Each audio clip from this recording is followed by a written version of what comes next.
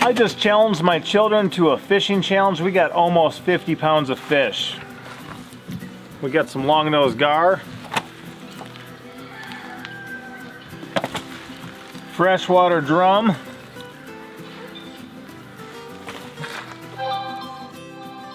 common carp, gizzard shad, red-eared sunfish, and bluegills. Oh, used it there.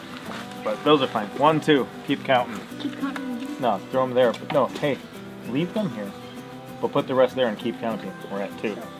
Yep. If you want to see the full challenge video, you'll have to go over to our fishing channel. But I thought I'd apparently have a great opportunity to clean some fish once again. So that's exactly what we're going to be up to in this video. We got some skills that we're working on, and they're getting better. I'm just so excited to, you know, our efforts are not in vain. That's what I'll say there. Our efforts are not in vain. When we attempt to accomplish things, we're having a level of success, and in the midst of that, we're being blessed in the process.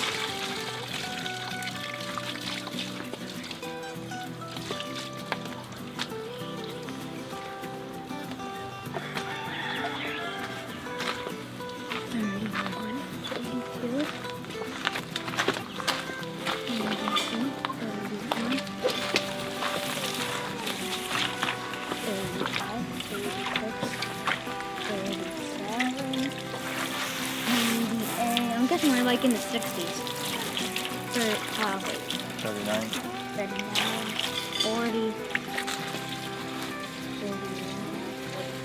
43, 44, 45. 46, 47, 48, 49, 50, 51, 52, 53, 54, 55, 56. Guys, they got 56 fish. I didn't get that many, but mine were bigger individually. And if you want to know who won the challenge as far as who actually got a heavier weight, you'll have to check that out on our fishing channel. That was crazy. It was a challenge, and I'll tell you what, if you really want to know, I will mention to you that in an instance like this, our view is that everyone's a winner. I mean, maybe except for the fish. So, we got to spend time together. We got to head down to the lake. And one of the most special parts of this one was something happened that normally doesn't. I'm going to even this out quick.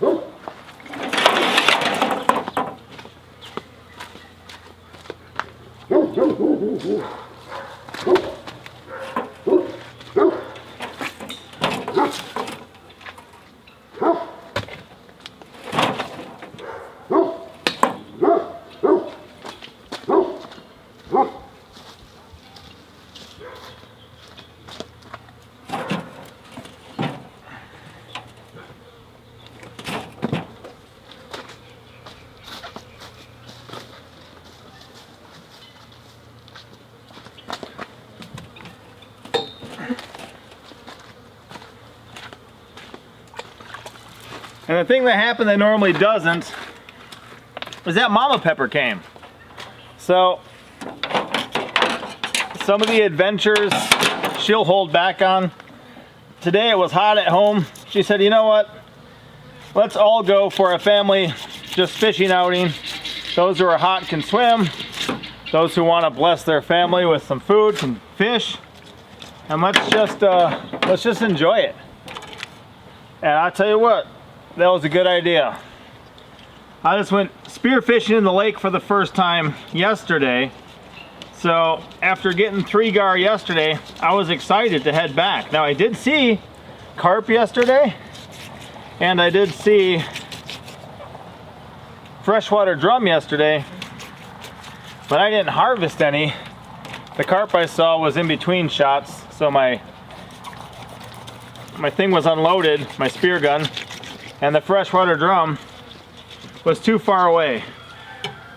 You want me to move one of these to your side? Now what do you think? You want to go fillet, or do you want to go Head and gut. head and gut and scale? Well, I do want to. Practice fillet? Yeah. Yeah. You want to practice filleting them? Practice filleting them. Do them up, do a good job. You got some big fish? There'll be plenty. Yeah. So it was cool to have a sleeper carp sitting right in front of me, and then also the freshwater drum close enough. I mean, I saw it, I registered what it was because I need an accurate ID to make my shot, and it started moving away. But when I pulled the trigger, I got it. And 2 more gar. Visibility was down. We probably saw a lot more gar, but we saw them when they were like hitting the surface, and the visibility was down. So when I'm underwater, I had a much more difficult time seeing them. The only 2 times I had an opportunity to take a shot, I did. The bigger one was the biggest of 3 that were all comparable in size, and they were just kind of cruising on by me. So I picked the biggest one and gave it a pop. And the other one, boy, it was right at the edge of where I thought I could make a good shot. You know, I want to be confident in my shots. And it wouldn't get any closer, and it was about to go farther away, so I just kind of traced it and boom, you know, let it have it. And we got it. It worked. That was happy. The 2 opportunities I had to shoot gar, I got gar. Now we had gar for dinner last night, so I think we might bake up some of this freshwater drum or something different. Maybe some of this panfish. There's different reasons why you may not want to eat fish on a very, very frequent basis, but periodically. And for us, they're welcome on our dinner table. If you guys got 56 fish, and I got 5, we had over 60 fish then. That's not a bad size female. So 56, 57, wait, 56, 57, 58, 59, 60, 61, 60. 61. Yeah. Man. Look at them up. So I thought perhaps in this video I would do a little bit of a talk on how we raise our children. Our children are not, you know, absolutely phenomenal and top cream of the crop, as good as they could possibly be, and we just randomly got blessed with a whole bunch of amazing children. No, they were born with a sin nature. They have a default setting to not obey, and there's times where they're not doing what's appropriate or proper. That happens. So we have been very intentional, and I even I guess I would say I am a advocate for parental responsibility. And that means, like, you know, a lot of people have children, but they're not exactly responsible parents. Now, they might be providing for, you know, food, clothing, shelter, but as far as, I don't know, raising their own kids, intentionally sowing into their lives, sometimes, you know, if it's education-wise, that's somebody else's job. That's what the government schools are for. If it is spiritual, you know, that's going to be somebody else's job too. That's like the youth pastor, maybe. Maybe that's his job, to teach my children the spiritual things. And, you know, if it's anything else, maybe they sign up for a club. But it's not my job to teach my children things or to really take jurisdiction over that. Dude, you're doing nice. Look at this. First fillet out. Again, some room for improvement, but this guy's got skills and he's gaining them, and there's not much that was left on that skin, was there? No. No. So we had Monster Truck here just over a month before Pinky Pepper turned 3. In between those two, we had Red Pepper. So that means from the get-go, we were outnumbered. I like to say we had a lot of incentive, but not a lot of experience. I think that's a pretty accurate way of stating our case. We should probably have 2 bowls to set over these. That way when we put the food in, we put the bowl over. Or a plate, 2 plates. And the flies will leave it alone. That'll help. That's right. We got all the fish in really cold water in 5-gallon buckets right now. One thing that prevents them from decaying as quickly, I mean, they're dead. So decomposition will set in. And it also keeps the flies off of them. Oh, but yeah, we had a lot of incentive, but not a lot of experience. So from very early on, we started considering our roles as parents. Now again, as people who would consider themselves, you know, if I'm a born-again, blood-bought, kingdom-bound father and husband, and my wife is a born-again, blood-bought, you know, mother and wife, and since we're talking about children, I throw that father and mother before I mention wife, but really who we are to each other is our second most important identity, and then who we are to our children comes after that. I should be, yeah. Anyway, I will be a husband longer than I am a parent. And that's just because we got married first, you know. That's how that worked. But even with the time Pinky was 3 years old? Yeah, when she was 3 years old, we went to our first home education conference. So like a homeschool conference. We went to the first one when our oldest child was 3. So like I said, we're trying to be intentional from the get-go. We realized that, you know, the Department of Labor is a lot of what puts out the Department of Education stuff. That's kind of the hierarchy there, that there's a certain goal that schooling has, and it's not necessarily all educational. You can read between those lines.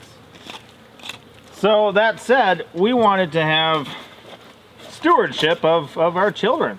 We wanted to be the ones who were going to be teaching them and not exactly sending them off to somebody else who, you know, in my day and age when I went to school, there was issues and there was agendas, and some of the things that they were aiming for, having people in those days believe and become and that type of stuff, is exactly how I came out of high school. When I graduated, some of their underlying agendas were definitely there present in my life. And even if you looked at children from, you know, we could say believing homes, if people are going to be Christians, and if they send their children to a public school system, a government school, by and large, the vast majority of them, by the time they graduate high school, and especially if they continue on to secular college, university, where you have all these required courses that help program the people, very few, percentage-wise, are actually believers by the time they're grown adults. So you got all these people trying to raise up their families for the kingdom of God, but the vast majority of their waking hours, they send him somewhere that he is not allowed. He's not allowed there. And when we saw statistics on that versus statistics of those who chose to take responsibility for the education of their children, I said if we had no other information, if this was all we had was these statistics here, and we believe them to be accurate, you know, if we had no other information, then I know exactly what I would be doing. I would be home educating my children, because their eternal souls are worth a lot more than their mortal mind, if you know what I mean. Absolutely. So 3 years old, oldest child, we're heading off to homeschool conferences, and a variety of things have taken place that I've been able to learn. Some of it stuff I picked up myself, some of it's stuff that I, was exposed to. But as I look at some different things, I'm going to give you a couple easy, quick tips for parenting. And, if you're a grandparent at this point, feel free to share. At least make a note, jot down a short list to maybe pass on for something for, your children to consider as they raise your grandchildren. They don't have to watch this whole video while I clean over 60 fish or however many we do in this video. But the information might be worth getting to them anyways.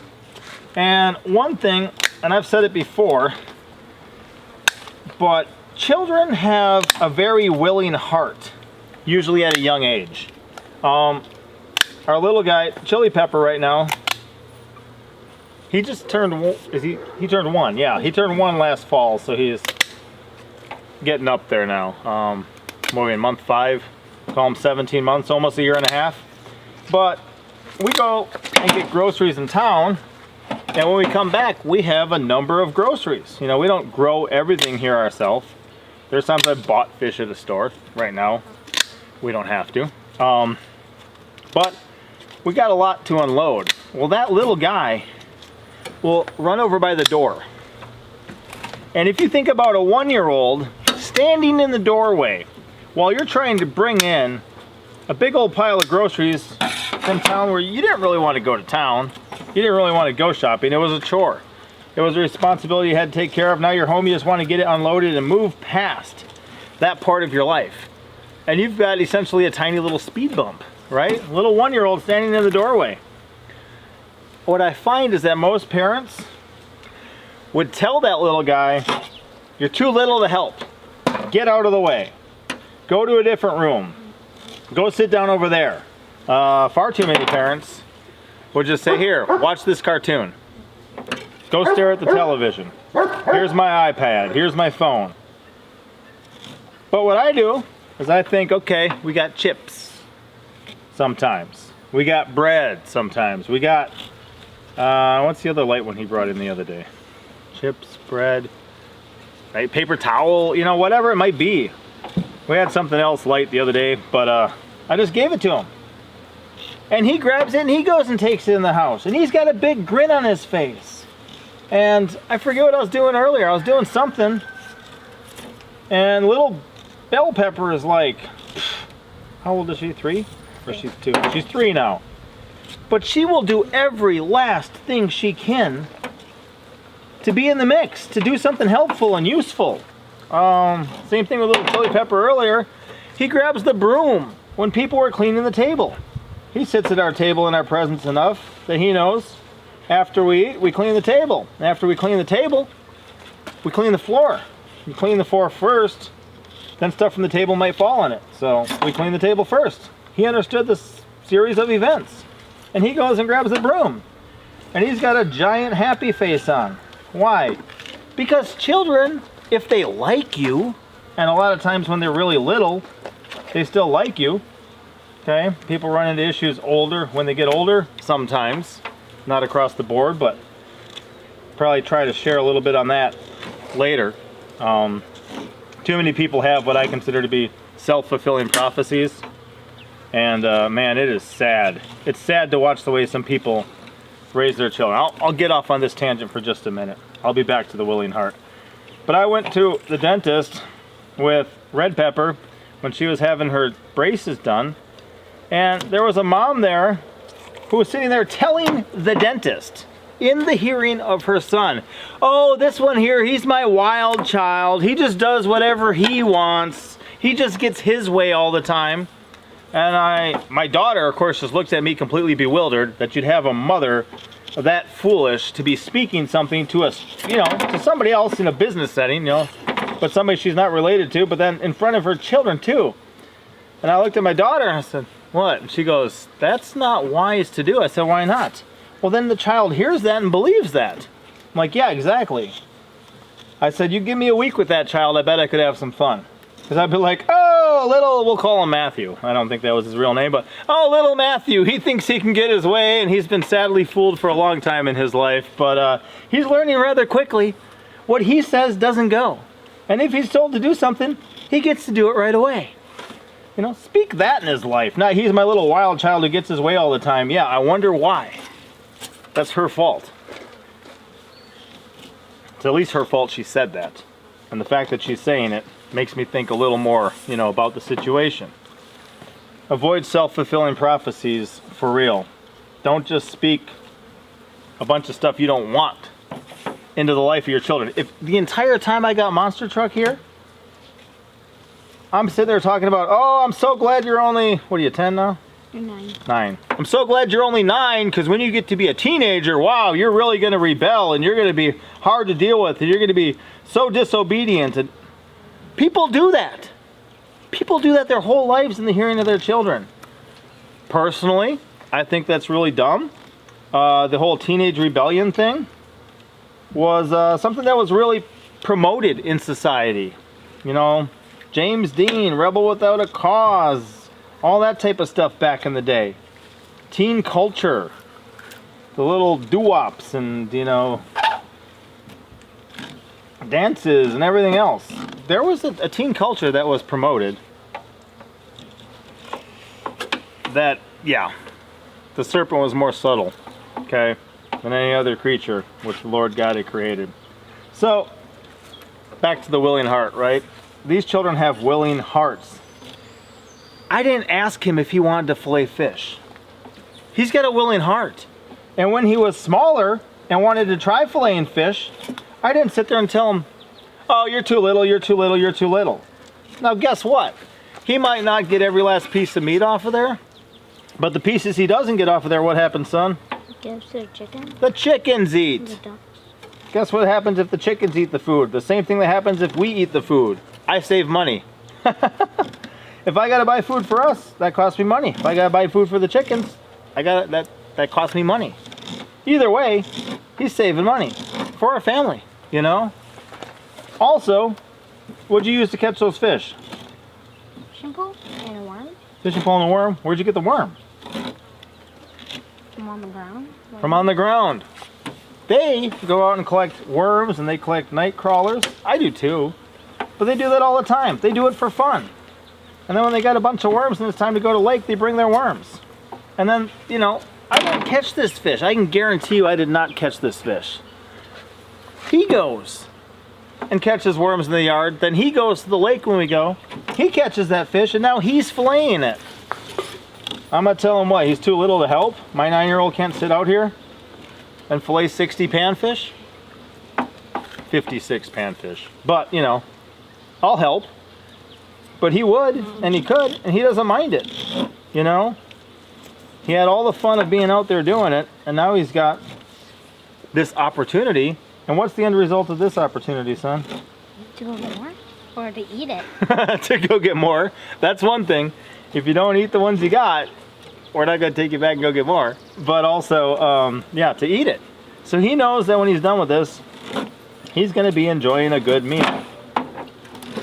He's not too little to help. And even, he asked me last year if he can move up to filleting. I taught him how to clean fish, where you get the scales off, you get the head off, you get the meat out, you know, on the little thing. You still got the fins and the tail and stuff there, but he knows how to do that. And he's done good with it. But last year he goes, can I fillet? And I said, sure. Then I think it was in November, I went out and spearfished some suckers at a creek. When I did that, he goes, Dad, can I fillet these? I said, you still remember how? He goes, yeah. Sure enough, he did. I wasn't sure if he still remembered how. He thought he did. He was right. Another fish empty. We're going to take care of it the same way, okay? Sir. I'm just going to... I'll sit in that bucket for right now. Cool. Yeah. The boy had a willing heart. I think all of my children have had a willing heart at some time. Usually it's really little. You've got two options at that point. One, you can destroy their heart. You can take that willing heart in your hand and you can squish it and kill it. And tell them you're too little, get out of the way, you can't help. Tell you what, if they want to be involved, just let them be involved. If it slows you down and it takes you 3 minutes longer to sweep the floor because you let your 2-year-old hold the dustpan, well, what's going to happen in 3 years when that child's 5? That child will be sweeping themselves. if you let them hold the dustpan when they're 2. Good possibility. But guess what happens if you tell them, nope, you're too little at 2, and nope, you're too little at 3, and nope, you're too little at 4. Then guess what? By the time they're 5, they don't want to anymore. They don't want to help. They don't want to be involved, and probably they're not going to be very skilled at doing it anyway because they haven't been involved with it. You know, if you take over on that, and that's one thing too, seriously, with chores and household things and stuff, you're going to sit there and tell the children they can't help? Boy, that's ridiculous. That's foolish to me. Take that willing heart. Here's what we do. We take the willing heart and we say, awesome, their heart is right in this matter. They are ready to go. They know what's up.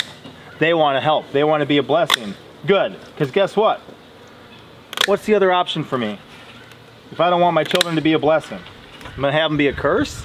I mean, come on. I don't want to raise 7 little curses at this point to go set loose on the world that all you guys and your children and your grandchildren get to deal with as the years go on. No, I want to send out blessings into the world. So I'm going to say, you know what? You got this little heart.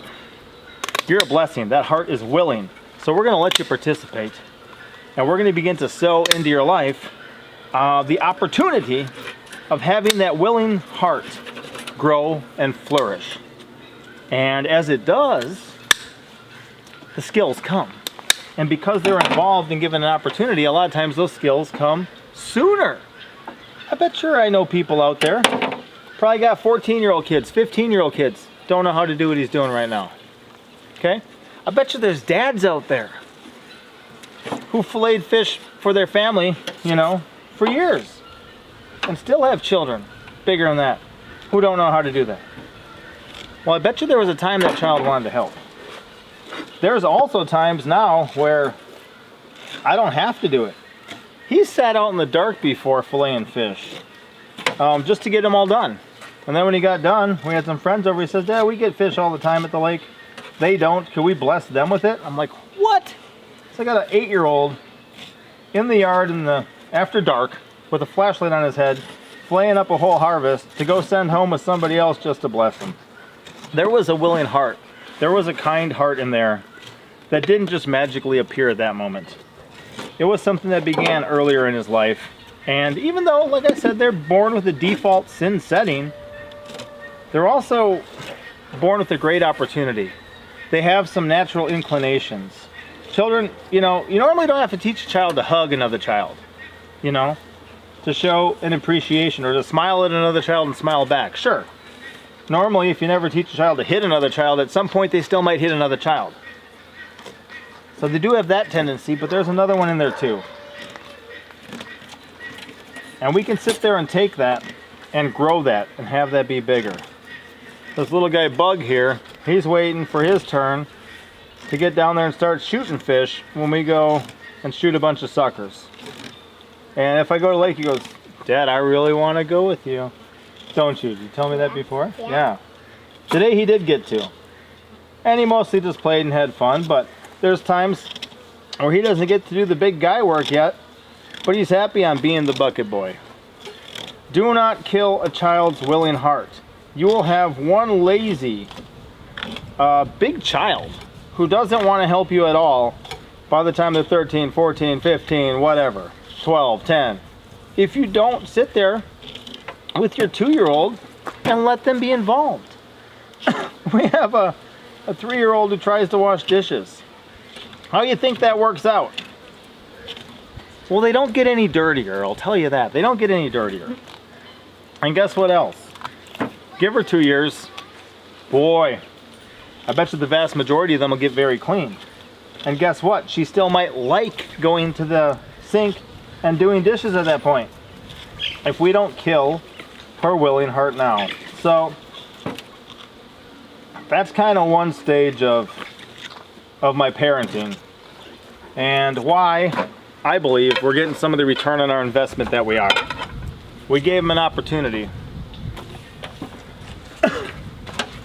and we let them. We kept that willing heart alive and we let it grow. Now another one, I'm gonna start with the parents and then I'm gonna go to the children. Bug, could you get a big glass of water for me? Or a jar of water or something, because I am super thirsty. I just spent, I don't know, maybe a couple hours breathing out of a tube. And now I go right into talking a bunch, so. But the one with the parents is, you ever go to like, I don't know, Walmart maybe, and you hear those parents who like to raise their children with their mouth. And it's like the only skill they have to raise their children is their mouth. And if whatever is supposed to be happening doesn't appear to be happening, then what we do is we increase the volume of that mouth. And you've got these people and they're, and that's how they're talking to their kids in public. They're just shouting at them. And if their kids don't obey or don't respond, then they shout louder at them. I determined many years ago not just to be one of those people you're going to catch sitting there in the Walmart or something yelling like a fool as a grown person because my own children won't respond to me appropriately. Oh, no. There's steps you got to take to wind up in a place like that. And again, I'm not trying to be proud or arrogant, but I'm saying that's not just where you start. But somehow a lot of people wind up there and they're just yelling at their children in public. If I want my children to go or respond to me, I invented a family whistle. And that might sound a little interesting at first, but hear me out. There's no jars. There's no jars, but you got that? Very good, son. I will gladly. My mom will have to wash her water bottle when she's done because I got fish hands. She's sleeping.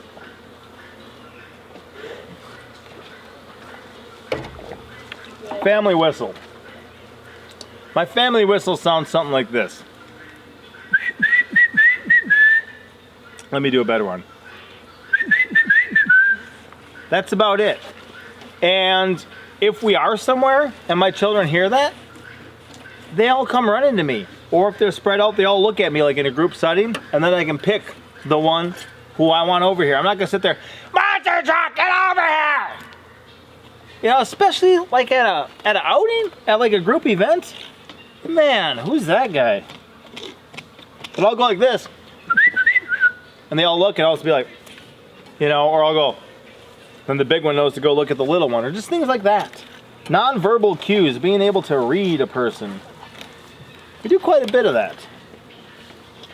But there's been people who sit there and try to get people assembled for something. Or, you know, it's time to come and eat and pray, or it's time to stop playing on whatever it is. And you'll watch a mad scramble of people trying to figure out how do we get all those children of ours to stop doing what they're doing and to get over here. Well, I just give a little whistle and they all come. I don't got to sit there shouting. I don't got to whatever. And personally, now this is just me. Personally, I think that's better. I think that's a lot better. So that's the type of stuff I choose to do. Now, have I ever raised my voice at my children or shouted at my children or things like that? Yes, I have. Was it because I thought it was the wisest thing to do at the moment? No. Is there times when it can be? Sure. If you need them to respond quickly and they're in a dangerous situation, shouting their name at them, sure, absolutely. But if you shout your name at them all day, if you shout their name at them all day, and you're always yelling at them, and a dangerous situation arises, and they're used to ignoring all these loud shouts you have, what are the odds that they just amazingly properly respond to you shouting at them when they're in danger if they ignore your shouts all day? I don't think you're going to have very good odds. I'm not a betting man, but I bet that wouldn't work out very well. So if I'm going to shout stop or something really quick, it's because there's a danger. You know, maybe a rattlesnake laying ahead of them on the ground or something. It's not going to be because they're taking somebody's toys. I'm like, stop! Why are you doing that? We're not going to play that game. And when it comes to children and the way that they speak, we have some things with that too. Have you ever been places where it's just constant noise and there's just such a repetition? Mom, mom, mom, mom, mom, mom. Dad, can we do this? Dad, can we do this? Dad, can we do this? Over and over and over and over again. Very early on, I taught my children, if you say something, you say it once. Okay, you say it once and you wait for a response. A lot of times, the mom who heard mom being said, and it's gonna take her, you know, a moment of time.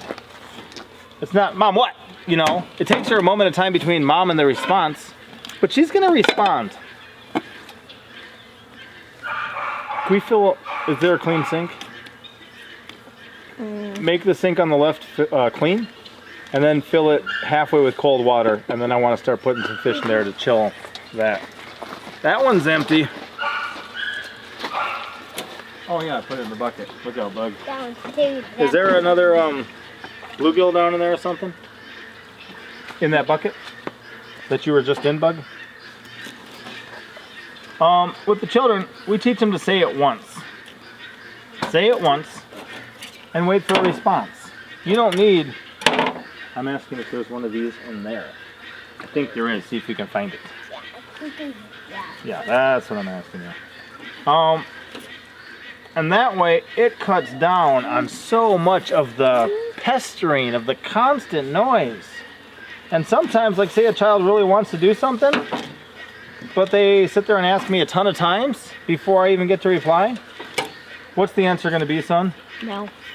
He says the answer is going to be no. Why? Because you just been interrupting the whole entire time and not waiting. Yeah, because the rule is they ask once. They say it once and wait for a reply. So if they're going to disobey that rule, then whatever was so important to them that they chose to have that be more important than obedience, ooh, that thing just got too important. It shouldn't be that important. So therefore, we remove that thing. If there's something that's so important for them that they cannot obey me, then that thing got too important and we're going to remove that thing. So they want to ask multiple times right away. The answer is no. Now there is an appropriate way if you do not think you've been heard after you've given an opportunity for a response to re-ask a question. You know, this isn't some, nope, you said it twice. You asked me 3 weeks ago and now you asked me again. You know, that's not what I'm talking about. But I like it so much better when my children say something once and don't constantly rail on me, don't constantly pester me, or my wife. I don't like that at all. They need to learn, you know, from a very young age to leave people alone when it comes to that type of thing, because all they're trying to do is exert their own will over somebody else's will forcefully. Now, the forcefully is going to be the repetition of the verbal at that point, but a child should not learn and be allowed to forcefully exert their will above their parents' will from a young age. That's not going to work out well. Yes, eventually they will grow. Eventually they will marry and leave. But for the time that they're under the parents' care, especially, you know, all these ones you see here are single digits. We're not going to just do whatever the 5-year-old? 4-year-old. We're not just going to do whatever the 4-year-old wants all day. He's got a couple months. He'll be 5. He'll get there. I've been to houses where the 3-year-old runs the show. Absolutely. I've been there. Mom, I want a soda. Mom, give me a pizza. And they just sit there on the couch barking orders at their mother like their mom's the servant and they're the master. How's it going to work out when they get their first job? You know what I mean? We have to kind of prepare people for the rest of life. And part of that starts when they're very young.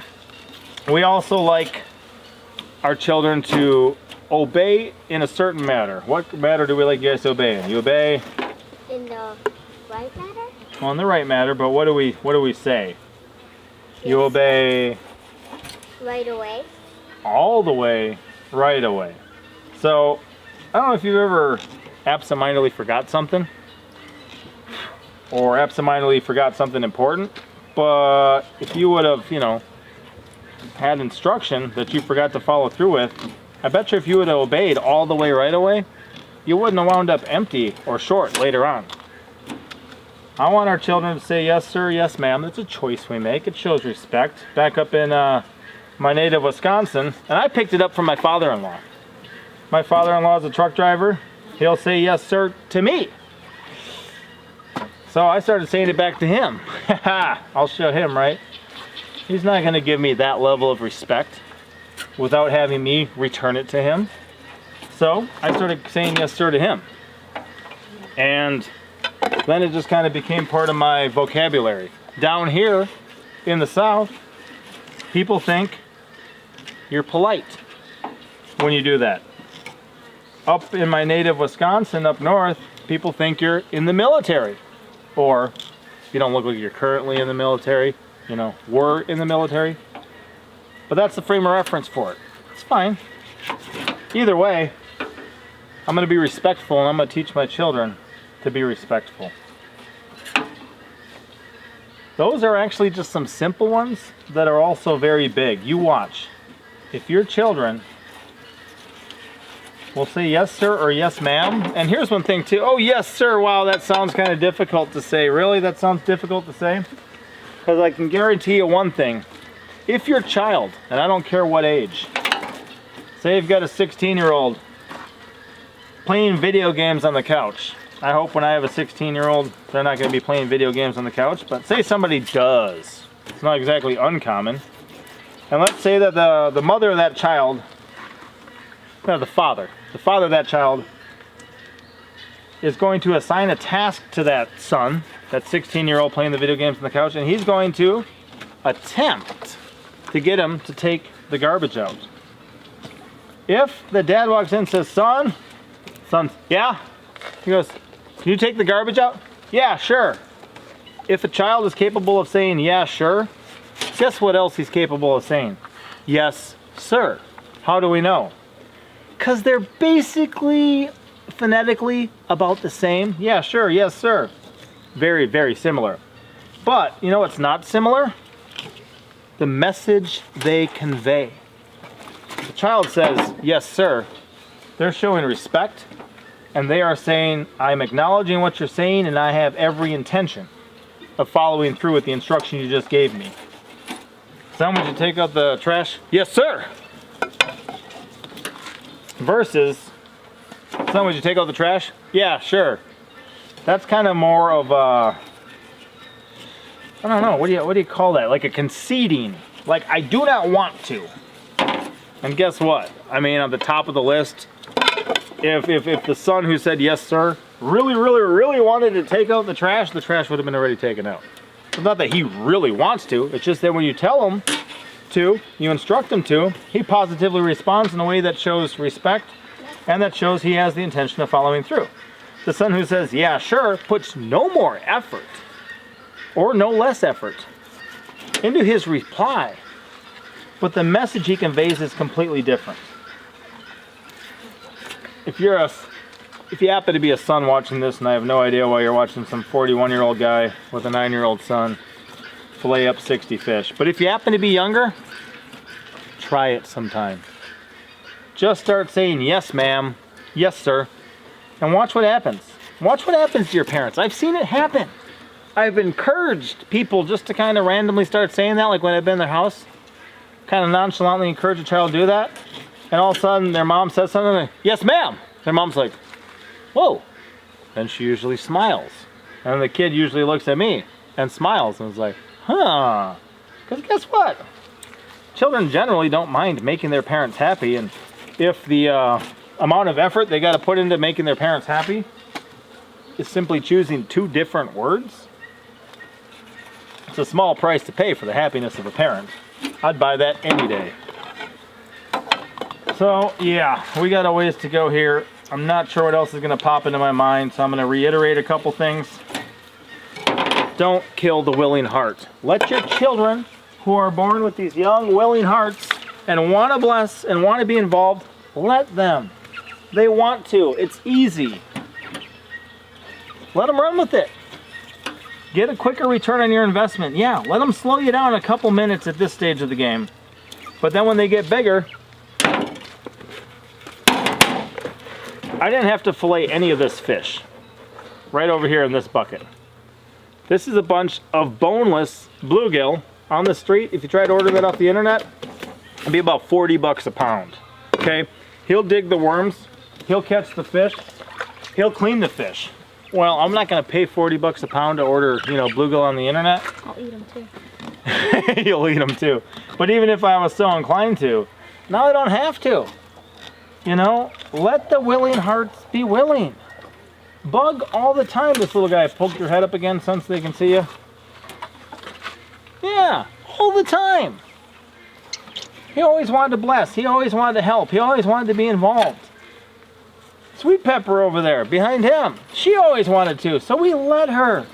And all of a sudden we have all these tiny children doing an amazing job.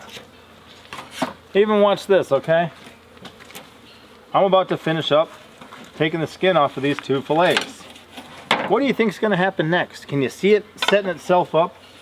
Watch what happens. Some of the fish I've grabbed out of the bucket myself. I've reached down there and grabbed them. Now watch though. This one's gone. There's nothing here. Watch what happens. Whoa! I didn't say, Bug, I'm done. Give me another fish. He's intuitive. He saw that coming. There's a repetition here. And guess what? He's able to observe. In a couple years, if he has to start, you know, taking care of these, he's watching now. He's doing other things too. And I'll tell you what, wow. The children, you'd be amazed at what they learn on their own. My daughters can take a fish, a panfish like this. They can look right here and tell you if it's a male or female, just like that. Why? Because they were involved with filleting them, playing in buckets like that. But just like his older sisters before him, he plays in some fish buckets. They would sit there and notice the ones that had the milk and the ones that had the eggs, and they'd realize, okay, this is a male, this is a female. They began inspecting the rest of the fish. Eventually they could tell. I still don't know how. I don't have to because I got them who can do it for me. But how cool is that? You know, that's a hands-on learning right there. And just because they're involved with the rest of life. Excuse me, Papa. I think Scout's in the sink like full. Oh, well, she's supposed to come pick up fish then. She's supposed to come pick up these fish and dump them out and then bring me the empty bowl. You can take it to her if you want. I'll probably the man because I have eggs. I'll take this off here. Have her put these in the in the sink then. I guess that's part of it too, guys. These ones here, they have a relationship with me when I'm around. If I'm gone, their relationship with me is obviously different because I'm not here. But when I'm around, I don't mind them in my presence. And what's that do? Well, that gives me a higher tolerance for them. Okay, you know what else gives me, makes my tolerance for them easier? The fact that they're not constantly pestering me with the same things over and over and over again. Even that one there, excuse me. She said, excuse me, Papa. And then she shared some information. That's one thing too I teach the children. You know, you're gonna repeat a lot more if you don't engage people. Sometimes you gotta engage them. The way I like to engage them, or have them engage me, is to walk up and, excuse me, you know, or Papa or Father, or, you know, anything. Just start talking to me. Like, send out that thing first that I can respond to so that you know you've got my attention. Rather than just kind of saying it in passing and then having to say it in passing again and again and again. But when my children aren't constantly repeating themselves, when I'm not yelling at them, hey, get over here, you know, and when they're being respectful and obedient all the way right away with a joyful heart. That's the part we forgot. Yeah, all the way right away with a joyful heart. You start telling them that's the right way to do things early on, guess what? Later on they do things the right way, and that's what they think it is. We think it's that. But it allows us to build a relationship that is less stressed in a lot of ways. There's people who, you know, don't see their children very much. So they come in and their children are just running off the wall, whatever, and they're like, wow, I really don't like being here with my children. There's people who hide at the office. There's people who do things that they don't need to do. I don't know if golf's one of them, but you know, just to get away because they just need something to do to get away. I don't mind getting away. I'll tell you what, when I was actually spearfishing and actually under the water shooting the fish out of this group I shot, my children were not under the water with me, you know, holding my hand or making eye contact and having a conversation. I was under there by myself with a gun in my hand, breathing through my mouth, you know, out of tube. So, but when we're able to, we like to interact and to have those interactions be peaceful. What are the things that you can do in your life to have your children enjoy you more, enjoy your presence more? This guy doesn't have to be here right now. Who asked you to come here, Bug? Nobody? Nobody. What could you? I mean, you could be sitting on the couch looking at a book. You could be running around. You could be poking a stick in the ground.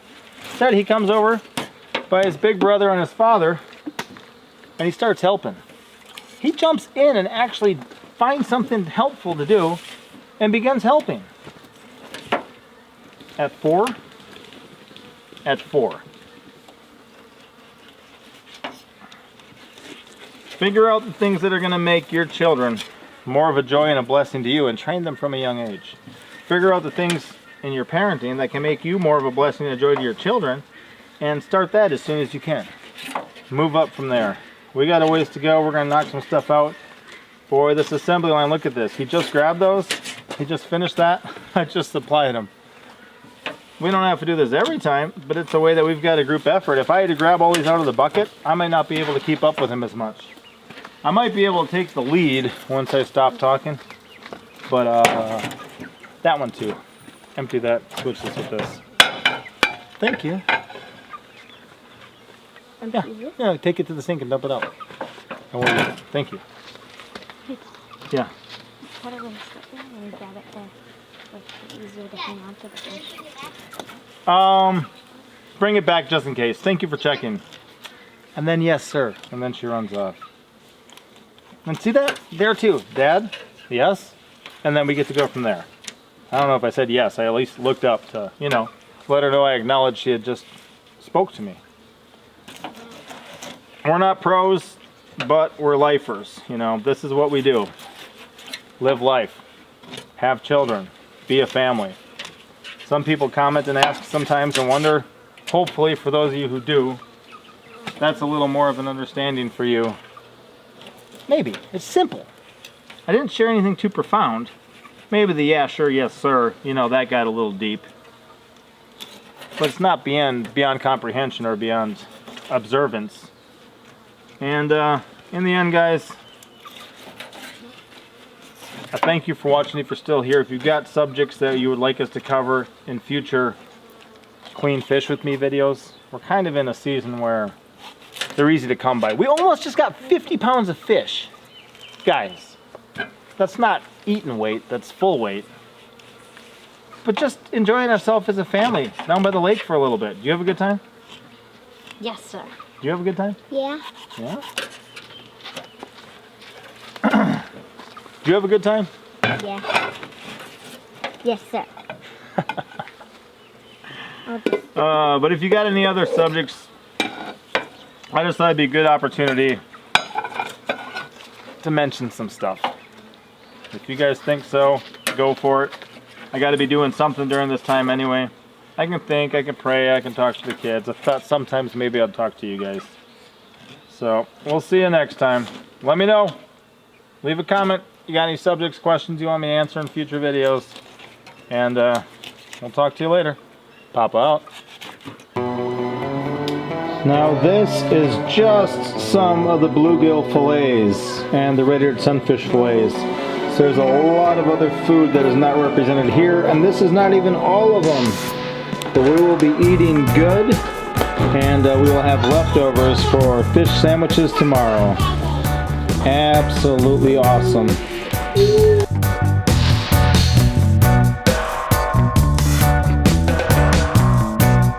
Thank you for watching. Hit the like button. Thumbs up.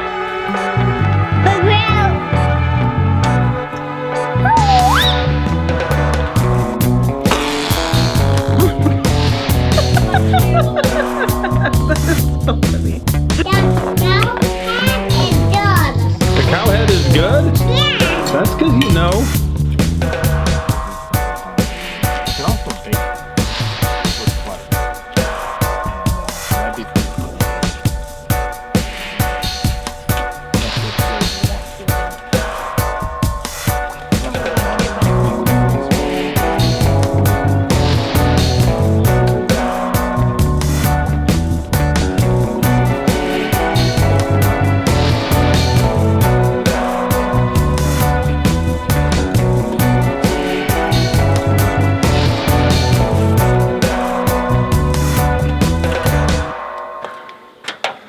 Special bonus for anyone still here.